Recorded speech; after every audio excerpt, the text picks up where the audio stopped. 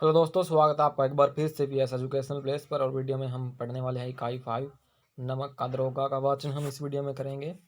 तो ज़्यादा देर ना करते हुए वीडियो शुरू करते हैं। सबसे पहले हम देख लेते हैं इकाई की रूपरेखा। सबसे पहले हम इसमें प्रस्तावना देखेंगे ताकि हमें एक आइडिया हो जाए कि हम इकाई में पढ़ने क्या वाले हैं। उसके बाद हम प्रेमचंद का परिचय प्राप्त करेंगे। उसके बाद हम नमक का दरोगा कहानी कथासार देखेंगे और स्तंभ सहित व्याख्या हम करेंगे। तो चलिए हम प्रस्तावना से शुरू करते हैं। प्रस्तावना में दिया गया है, प्रेमचंद हिंदी उर्दू के विशिष्ट कहानीकार हैं। प्रारंभ में उर्दू में लेखन किया, बाद में धीरे धीरे हिंदी में रचना करने लगे। उनकी पहली कहानी दुनिया का सबसे अनमोल रतन सन 1907 में प्रकाशित हुई। तो प्रेमचंद की पहली कहानी है दुनिया का सबसे अनमोल रतन, जो 1907 में आई थी। यह कहानी उनके पहले कहानी संग्रह सोजे वतन में शामिल की गई है। उनका पहला कहानी संग्रह था सोजे वतन, उसमें यह शामिल की गई है। इस संग्रह की सभी कहानियों में देश के लिए आत्म बलिदान की पुकार और भावुक देश प्रेम दृष्टिगत होता है। प्रेमचंद के नाम से उनकी पहली कहानी बड़े घर की बेटी प्रकाशित हुई। देखिए, उनकी पहली कहानी थी, प्रेमचंद की जो पहली कहानी थी दुनिया का सबसे अनमोल रतन सन 1907 में प्रकाशित हुई। लेकिन यहाँ पर दोबारा बताया कि प्रेमचंद के नाम से उनकी पहली कहानी, जो उनकी कहानी प्रकाशित हुई थी दुनिया का सबसे अनमोल रतन, जो उनकी पहली कहानी है वो प्रेमचंद के नाम से प्रकाशित नहीं हुई थी। वो किसी और नाम के, जो किसी और नाम से प्रकाशित की थी उन्होंने कहानी। लेकिन उनकी जो पहली कहानी जो प्रेमचंद के नाम से प्रकाशित हुई वो है बड़े घर की बेटी। आगे चलकर प्रेमचंद की कहानी में उद्देश्यपरकता की प्रधानता दिखाई देती है। उद्देश्य की सिद्धि के लिए उन्होंने यथार्थ का उपयोग किया और उसी का वर्णन किया। प्रेमचंद की कहानियां नमक का दरोगा का वाचन आप इस कहानी में करेंगे। कहानियां परिहास, व्यंग्य, हंसी ठिठोली करती हुई जीवंत भाषा है। कहानियां प्रारंभिक व्यंग्य और युवा वर्ग की मानसिकता के अंकन से किया गया है। प्रेमचंद की विशेषता है कि वे कहानी का प्रारंभ भूमिका से करते हैं, जो आगे चलकर उस कहानी को विकसित करती है। कहानी के मूल कथ्य का संकेत भी देते हैं। प्रेमचंद का परिचय देख लेते हैं। प्रेमचंद का जन्म जो है 31 जुलाई 1880 को बनारस के पास लम्ही नामक गांव में हुआ था।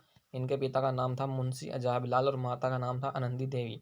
तो प्रेमचंद का जन्म जो है 31 जुलाई 1880 को हुआ, बनारस में हुआ था। पिता का नाम मुंशी अजायब लाल और माता का नाम आनंदी देवी। इनके पिता डाकखाने मुंशी थे। शायद इसी कारण प्रेमचंद को भी मुंशी प्रेमचंद लिखने की परंपरा रही है। इनका बचपन का नाम था धनपत राय श्रीवास्तव। स्कूल में उनको यही नाम लिखवाया गया था। साहित्य लेखन के लिए उन्होंने नवाब राय नाम तय किया। तो उनकी जो पहली कहानी थी दुनिया का सबसे अनमोल रत्न, वो नवाब राय नाम से जो है प्रकाशित हुई थी। इसी नाम से उन्होंने उर्दू में कहानियां लिखना प्रारंभ किया। 8 वर्ष की अवस्था में इनकी माता ने देहांत हो गया। बाद में इनके पिता ने दूसरा विवाह किया। इस माता से प्रेमचंद की अनबन रहती थी, जिसका उल्लेख उन्होंने किया है। जल्दी ही प्रेमचंद के पिता का देहांत हो गया। तब परिवार की सारी आर्थिक सामाजिक जिम्मेदारी प्रेमचंद पर आ गई। प्रेमचंद की आरंभिक शिक्षा मदरसे में हुई। उन्होंने प्रारंभिक लेखन भी उर्दू में ही किया।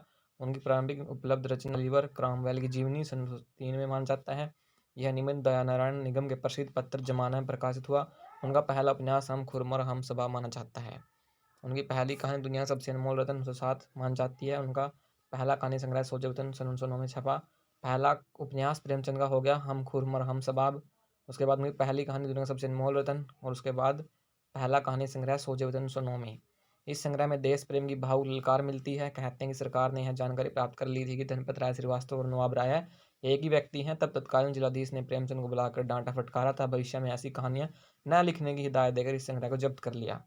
सरकार नौकरी करते हुए अपने नाम से देशभक्ति का साहित्य लिखना प्रेमचंद के लिए अब संभव नहीं था। इसलिए पहले भी उन्होंने धनपत राय श्रीवास्तव के नाम से लेखन नहीं किया। लेखन के रूप में नवाब राय नाम चुना, परंतु इसकी जानकारी सरकार को हो गई। तब नए नाम की खोज हुई। उन्होंने अपने मित्र दयानारायण निगम से चर्चा की और प्रेमचंद नाम से लेखन करने का निर्णय किया। प्रेमचंद के नाम से बड़े घर की बेटी कहानी पहली बार छपी। इसके बाद सभी लोग प्रेमचंद को प्रेमचंद के नाम से जानने लगे। प्रेमचंद को पढ़ने का शौक बचपन से ही था। उन्होंने स्वयं लिखा है, इस वक्त मेरी उम्र कोई 13 साल की रही होगी। हिंदी बिल्कुल ना जानता था। उर्दू उपन्यास पढ़ने का अनुमान था। मौलाना सरर, पंडित रतनाथ सरसार, मिर्जा रसुआ, मौलवी मोहम्मद अली हदरोई ऐसे निवासी उस वक्त के सर्वोत्तम उपन्यासकार थे, जिनको प्रेमचंद जी पढ़ा करते थे। तो ये हो गया प्रेमचंद का परिचय। अब हम चलते हैं कहानी का वाचन यहाँ पर हम नहीं देखेंगे, क्योंकि हमारे पास इतना समय नहीं है कि हम पूरी कहानी पढ़ सकें। तो हम कहानी के कथासार को पढ़कर ही यहाँ पर जो है आगे बढ़ जाएंगे। तो हम कहानी का कथासार देख लेते हैं। नमक का दरोगा कहानी का कथासार। नमक का दरोगा प्रेमचंद की संक्षिप्त और संगठित कहानी है। इस कहानी का नायक मुंशी बंसीधर है। वह अपनी शिक्षा खत्म करके नौकरी के लिए आवेदन करता है और उसे नमक का दरोगा के रूप में नियुक्ति मिल जाती है। देश में नमक का नया विभाग खुला था तथा उसमें नौकरी करने के लिए बहुत लोग लालायित रहते थे। इसका कारण यह था कि इस नौकरी में ऊपरी कमाई की अपार संभावनाएं थी। उसके पिता ने बंसीधर को रिश्वत के गुर सिखाकर विदा किया। वह आज्ञाकारी पुत्र रूप में चुपचाप सारी बातें सुनता है। बंसीधर ईमानदार और मेहनत से कार्य करता है। अभी उन्हें नौकरी करते हुए 6 महीने ही हुए हैं कि एक रात कुछ गाड़ियां माल लेकर जा रही होती हैं। वसीधर को पता चलता है कि इस इलाके की गाड़ियां प्रतिष्ठित जमींदार पंडित अलोपुद्दीन की हैं और इसमें नमक जा रहा है। सरकार ने नमक के व्यापार पर प्रतिबंध लगा रखा है। मुंशी वसीधर पंडित अलोपुद्दीन को गिरफ्तार कर लेते हैं।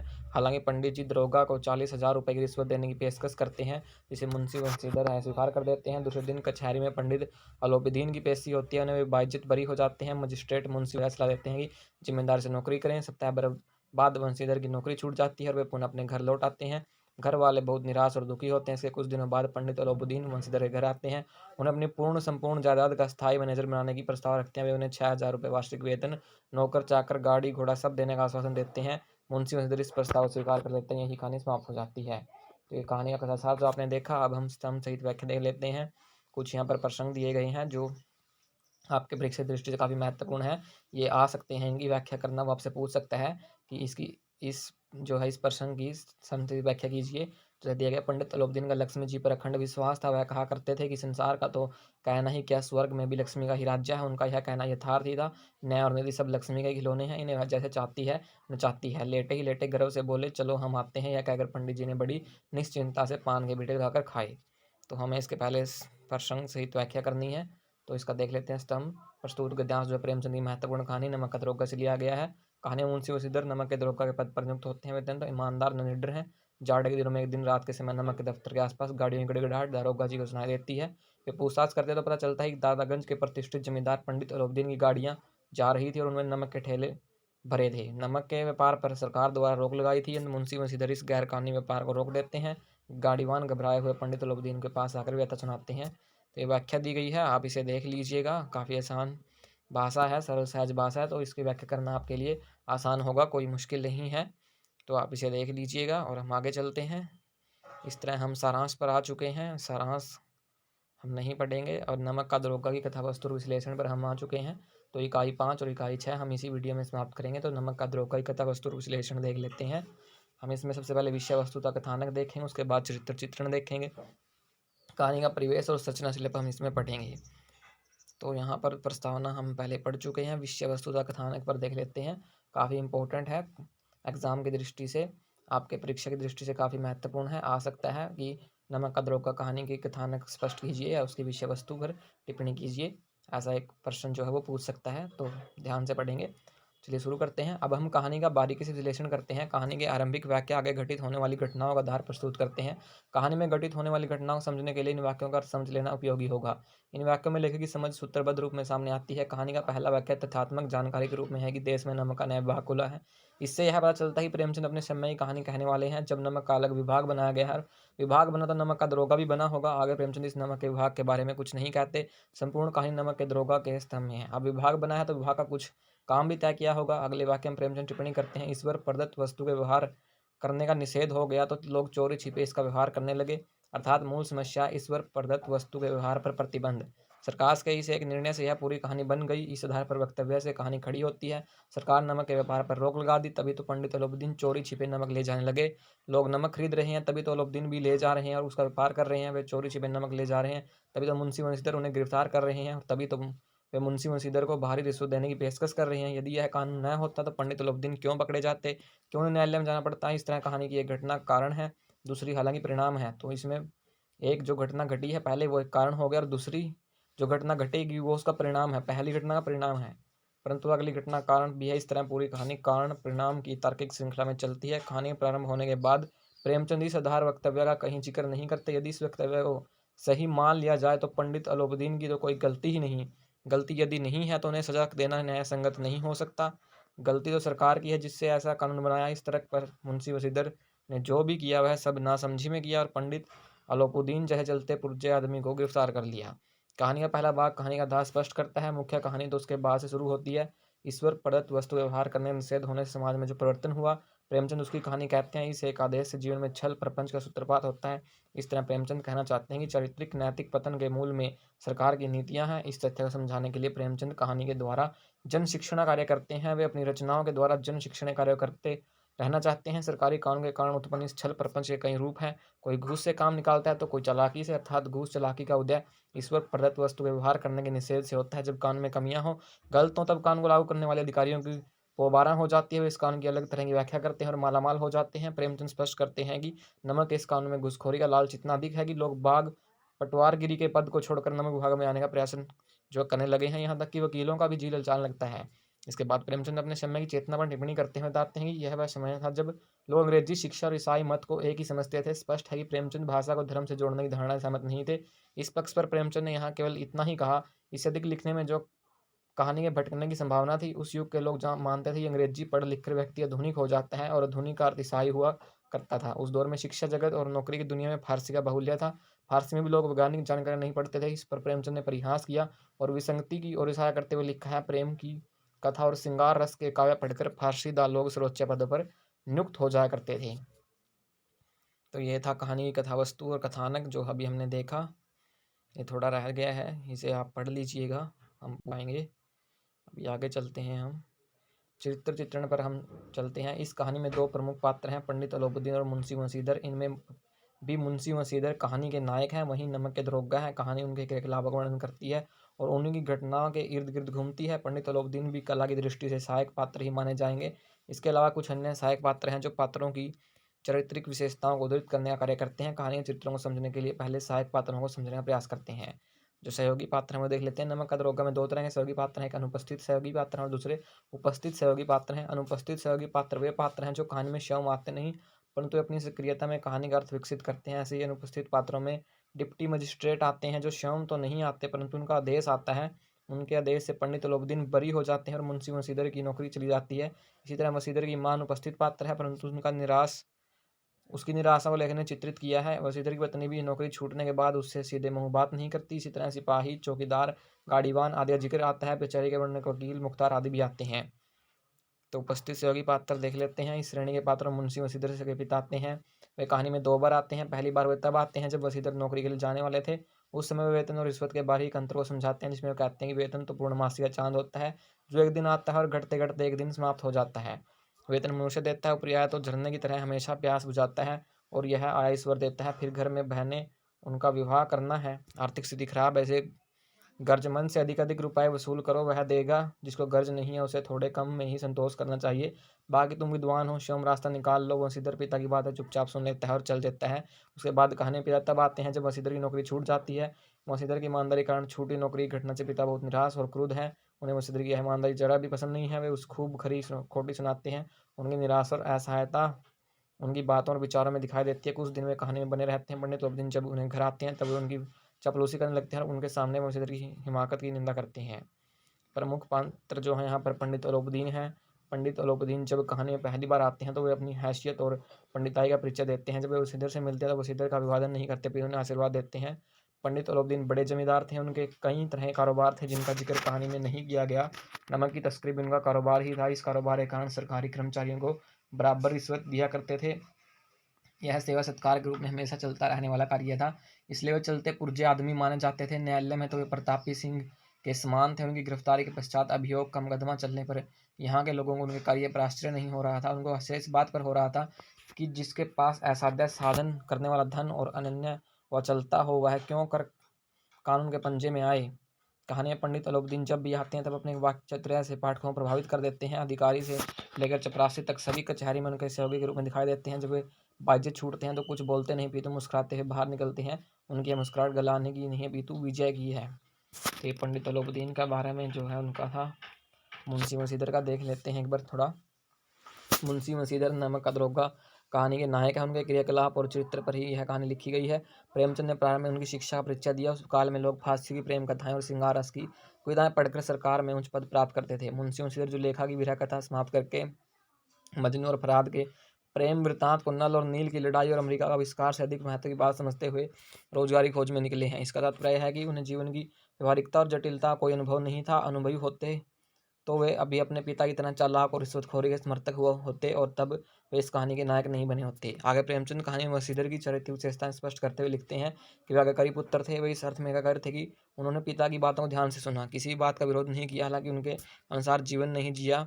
ऊपरी कमाई के समर्थन की बात सुनने के बाद प्रेमचंद ने उनके बारे में लिखा, इस विस्तृत संसार में उनके लिए धैर्य अपना मित्र, बुद्धि अपनी पथ प्रदर्शक और आत्मावलंबन ही अपना सहायक था। अर्थात उनके लिए न पिता के धन कमाने के दूसरे साधनों के संबंध उपदेश महत्वपूर्ण थे और न ही साथ रहने वाले अन्य कर्मचारियों की सलाह। उनकी मानसिकता ईमानदारी से कार्य करने और समाज को बेहतर बनाने की दिखाई देती है। अपनी कार्यकुशलता और उत्तम आचार से उनके अफसर उनसे प्रसन्न थे। तब तक जीवन सामान्य गति से चल रहा था। एक दिन उनके सामने नमक की तस्करी का एक प्रकरण आ गया। नमक की तस्करी रोकने के लिए ही उनकी नियुक्ति हुई थी। यद्यपि प्रेमचंद ने कहानी के आरंभ में ही बता दिया था कि नमक की तस्करी रुक नहीं सकती, क्योंकि ईश्वर प्रदत्त वस्तु के व्यवहार का निषेध संभव नहीं है। लोग चोर छिपे व्यवहार तो करेंगे ही। हालांकि मुंशी जी अपनी जानकारी में इसे होने नहीं देंगे। साथ ही यह भी कहानी में प्रकट हो जाता है कि तस्करी रोकने का प्रयास करने वाले दरोगा इस विभाग में नौकरी नहीं कर पाएंगे। उन्हें विभाग छोड़कर जाना होगा। यह ज्ञान मुंशी बंशीधर को था और उन्हें पंडित अलोपदीन से कहा भी था कि मुझ में न विद्या है, न बुद्धि, न वह स्वभाव जो इन त्रुटियों को पूर्ति कर देता। केवल पिता द्वारा दिए गए उपदेश ही उनकी स्थाती थे। उनमें अनुभव की कमी थी। जहाँ तक कि शिक्षा पर्सन हमें फारसी प्रेम कथाएं पढ़कर आए थे, उनको अमेरिका की खोज के महत्व के बारे में भी समझ नहीं थी। उनमें तो बस यही गुण था कि वे ईमानदार थे और किसी भी लोभ, लालच या भय से डिगने वाले नहीं थे। पंडित अलोपदीन के शब्दों में मुंशी बंशीधर बैरोत, उदंड, कठोर परंतु धर्मनिष्ठ दरोगा थे। उनके इसी गुण पर पंडित अलोपदीन पराजित होकर विमुग्ध थे। प्रेमचंद भी इसी कारण मुंशी जी के समर्थक दृष्टिगत होते हैं।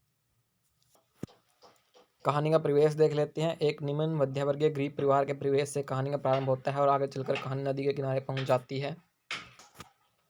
जाड़े के दिन थे और रात का समय तस्करी के लिए सबसे अच्छा होता है। इस काल में नमक के सिपाही चौकीदार नशे में मस्त थे। दरोगा अपने कमरे में सो रहे थे। उसी समय वे अलोपुद्दीन की गाड़ियां नमक भर कर नदी पार कर रही होती हैं। दरोगा जी को नदी के प्रवाह की जगह गाड़ियों की गिड़गिड़ाहट और मल्लाहों का कोलाहल सुनाई पड़ा। इसी परिवेश में पंडित अलोपदीन और मुंशी बंशीधर के बीच बहस होती है। ये सुनकर गाड़ी वालों में हलचल मच गई। वे ही पंडित अलोपदीन मुंशी बंशीधर द्वारा गिरफ्तार कर लिए जाते हैं। कहानी अगला हिस्सा कचहरी में घटित होता है। यहाँ आने के बाद अलोपदीन का आत्मविश्वास लौट आता है। वे इस अगाध वन के सिंह हैं। तो यहाँ का सारा परिवेश तस्कर आरोपी पंडित अलोपदीन का अक्सर था। सभी उसे सजा से बचाने में लगे हुए थे। मुंशी जी के लगने लगा था कि न्याय उनसे खींचा हुआ सा है। पक्षपात निश्चित था। जिस बात से मुंशी बंशीधर आशंकित थे वही हुआ और पंडित अलोपदीन बरी हो गए। न्यायालय ने ईमानदार दरोगा को हिदायत दी कि उसे अपने काम से सजग और सचेत रहना चाहिए। साथ यह भी बताया कि मुंशी जी की उदंडता और विचारहीनता के कारण एक भले मानुस को कष्ट झेलना पड़ा। तो ये जो है कहानी का परिवेश था। अब हम संरचना शिल्प देख लेते हैं। काफ़ी इंपॉर्टेंट हो जाता है संरचना शिल्प आपके लिए। यह एक वर्णनात्मक कहानी है। इसमें प्रेमचंद के ईमानदार नाम के दरोगा की कहानी कहते हैं। कहानी का प्रारंभ वैचारिक गद्य के रूप में होता है, जहाँ प्रेमचंद अपने युग की समझ देते हैं। कहानी के इस निर्माण के लिए प्रेमचंद बेसुने की बातें कहता है कि ना कोई इस परिवेश में स्थापित किया जा सके। सैलरी हम देख लेते हैं। कहानी घटना अत्यंत सामान्य है। प्रेमचंद सहजता से इन घटनाओं का वर्णन करते जाते हैं। इन घटनाओं से दोनों पात्रों का चित्र उद्घाटित होता रहता है। यही लेखा उद्देश्य भी है। इसके साथ साथ प्रेमचंद समाज की मानसिकता को भी उद्घाटित करते जाते हैं। इस हेतु वे वैचारिक गद्य से लैस पंक्तियां लिखते जाते हैं। पंडित अलोपदीन इस अगाध वन के सिंह हैं। अधिकारिक वर्ग उनके भक्त, अमले उनके सेवक, वकील मुख्तार उनके आज्ञापालक और अर्दली चपरासी चौकीदार उनके बिन मोल के गुलाम थे। उन्हें देखते ही लोग चारों तरफ से दौड़े। सभी लोग विस्मित हो रहे थे, इसलिए नहीं कि अलोपदीन ने क्या यह कर्म किया, बल्कि इसलिए कि वह कानून के पंजे में कैसे आए। ऐसा मनुष्य जिसके ऐसा साधन करने वाला धन और अनन्य व चलता हो, वह क्यों कानून के पंजे में आए। प्रत्येक मनुष्य उनसे सहानुभूति प्रकट करता है। इसी वर्णनात्मक शैली में प्रेमचंद कचहरी वर्णन करते हैं। यहाँ वकील, डिप्टी मजिस्ट्रेट, कचहरी के अधिकारी, चपरासी, चौकीदार आदि पात्रों पर प्रेमचंद निष्कर्षात्मक टिप्पणियां करते जाते हैं। वहाँ न्याय का दरबार था, परंतु उसके कर्मचारियों में पक्षपात का नशा छाया हुआ था। किंतु पक्षपात और न्याय का क्या मेल। जहाँ पक्षपात हो वहाँ न्याय की कल्पना भी नहीं की जा सकती। मुकदमा शीघ्र ही समाप्त हो गया। कहानी आगे बढ़ती है, उसका धीमे धीमे विस्तार होता है। जिस सहजता से पंडित अलोपदीन गिरफ्तार होते हैं, उसी सहजता से छूट भी जाते हैं। प्रेमचंद उसी सहजता से पाठक को परिस्थितियों से अवगत कर जाते हैं। अंत में कहानी अपने चरम बिंदु पर पहुंचती है। यहाँ सभी पात्रों को आश्चर्य होता है। पाठक ने भी इस चरम बिंदु की कल्पना नहीं की थी। मुंशी बंशीधर कुछ भी खैनिक स्थिति में नहीं रहते, सिर्फ आभार प्रकट कर पाते हैं। लगता है कि इसी चरम बिंदु तक पहुंचने के लिए प्रेमचंद ने यह कहानी लिखी है। कहानी के दोनों पात्र एक दूसरे के कट्टर विरोधी हैं। मुंशी बंशीधर ने पंडित अलोपदीन को गिरफ्तार करवाया, वहीं पंडित अलोपदीन उन्हें उनकी ईमानदारी के लिए पुरस्कृत करे जाते हैं। अपनी सारी जायदाद का स्थायी मैनेजर नियत करने का प्रस्ताव रखते हैं। दोनों पात्रों को इस सुगध मिलन में कहानी समाप्त हो जाती है। प्रेमचंद ने कहानी के इस सुगध अंत पर कोई टिप्पणी नहीं की। इस खुलेपन के कारण कहानी के दो परस्पर विरोधी अर्थ निकलते हैं। एक अर्थ यह है कि आप ईमानदारी को भी कभी परास्त नहीं कर सकते, ईमानदार व्यक्ति का जीवन भी ठाठ से गुजरता है। दूसरा यह है कि निकलता इस तरह बेईमान ने ईमानदारी को खरीद लिया और उसे अपनी सुरक्षा में लगा लिया। इस कहानी की कला की विशेषता इसके खुलेपन में है। प्रेमचंद अपनी तरफ से इसका कोई अर्थ नहीं निकालते। भाषा देख लेते हैं। प्रेमचंद उर्दू की परंपरा से हिंदी में आए थे। यह कहानी भी उन्होंने पहले उर्दू में लिखी थी, इसलिए उनकी भाषा पर आम बोलचाल की उर्दू परंपरा का असर साफ दिखाई देता है। यदि भाषिक परंपरा की दृष्टि से देखा जाए तो उनकी भाषा राजा लक्ष्मण सिंह की परंपरा की भाषा नहीं, वरना राजा शिव प्रसाद सितारे हिंद की भाषा की परंपरा है। भारत में कई वर्षों तक फारसी राजकाज की भाषा थी और कचहरी की भाषा भी हिंदी नहीं थी, इसलिए कई अरबी फारसी शब्द हिंदी में सुनाई पड़ते हैं। कचहरी, वकील, मुख्तार, तजवीज़, ओहदेदार, दस्तावेज, गुलाम, बरकत, बेगरज आदि शब्द कहानी में सहज ही दिखाई पड़ते हैं। प्रेमचंद कहानी में न जानबूझकर इन शब्दों का प्रयोग नहीं किया ये शब्द सहज ही आ जाते हैं। इसी तरह तत्सम शब्दों का प्रयोग भी इस कहानी में मिलता है, यथा ईश्वर प्रदत्त, निषेध, सर्वसम्मानित, प्रबल्याविष्कार, वृक्ष प्रवाह, क्षोभ आदि। प्रेमचंद की भाषा मुहावरेदार है। भाषा के सहज प्रवाह को बनाए रखने के लिए वे मुहावरों का इस्तेमाल करते हैं, जैसे बैर मोल लिया, हाथ मलते रहे, सिर पीट लिया, किनारे पट का वृक्ष, पो बारह आदि। कई बार प्रेमचंद से मुहावरे गढ़ भी लेते हैं। तो दुनिया सोती थी पर दुनिया की जीभ जागती थी, अपनी बात को संप्रेक्ष में और प्रभावशाली ढंग से करने के लिए मुहावरों का प्रयोग करते हैं। प्रेमचंद गुरु गंभीर भाषा का प्रयोग करने से बचते हैं। वे गंभीर बात कहने के लिए व्यंग्य और परिहास का सहारा लेते हैं। परिहास के कारण व्यंग्य की कटुता कम हो जाती है, लेकिन अर्थ की गंभीरता बनी रहती है। इसलिए हम कह सकते हैं प्रेमचंद की भाषा पठनीय होती है और पाठ उसमें रम जाता है। तो मूल्यांकन दिया गया है, ये हम नहीं पढ़ेंगे। और इस तरह हम सारांश पर आ चुके हैं। तो आपकी इकाई जो है इकाई 5 और इकाई 6 ये हमने दोनों पढ़ ली है। इस वीडियो में ये दोनों समाप्त हो चुकी हैं। और अब हम इकाई 7 पर आ चुके हैं, काकद्वीप का वाचन। हम ये नेक्स्ट वीडियो में पढ़ेंगे, इस वीडियो में नहीं पढ़ेंगे। अगर आपको वीडियो पसंद आई तो वीडियो लाइक कीजिए, और आपने अभी तक चैनल सब्सक्राइब नहीं किया चैनल सब्सक्राइब कीजिए। ऐसे इन्फॉर्मेटिव वीडियो जानने के लिए बेल आइकन प्रेस कर लीजिए और इस वीडियो को अपने दोस्तों के साथ शेयर कीजिए। मिलते हैं नेक्स्ट वीडियो में, तब तक के लिए जय हिंद।